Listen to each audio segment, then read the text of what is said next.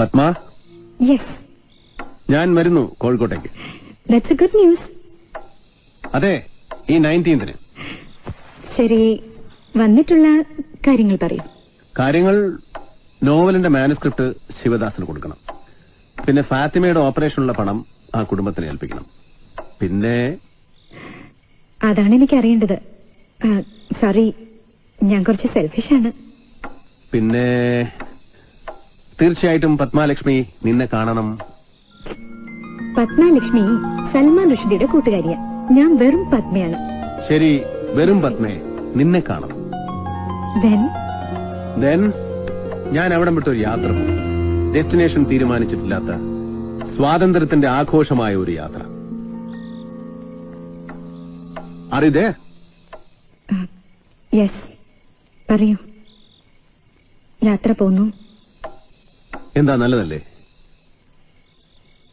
തീർച്ചയായും. കൂടെ വരുന്നോ? എന്താ? കൂടെ വരുന്നോന്ന്. എന്തിനാ അങ്ങനെ ചോദിക്കുന്നത്? നീ ഞാനും കൂടെ പോകുന്നുവെന്ന് പറഞ്ഞു കേൾക്കാനായിരുന്നു ഇഷ്ടം. ശരി, ആ ഇഷ്ടത്തിന് ഞാൻ തിരിച്ചറിഞ്ഞിരിക്കുന്നു. എവിടേക്ക് പോവാം?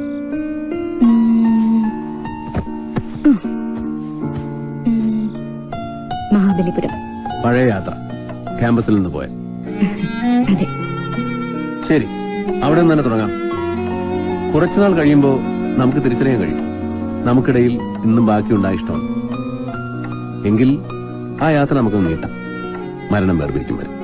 ഓ, നമ്മൾ ഒളിച്ചോടുന്ന കുട്ടികളല്ല. അല്ല, ഇനിയുള്ള കാലത്തെ ജീവിതമെങ്കിലും ഒരുമിച്ച് ജീവിക്കാൻ വേണ്ടി വൈകി യാത്ര പോകുന്ന രണ്ടുപേർ. ഇനി അതിന്റെ മുഴുവൻ പ്ലാനിങ്ങും എനിക്ക് വിടും. I do that. സമ്മതം.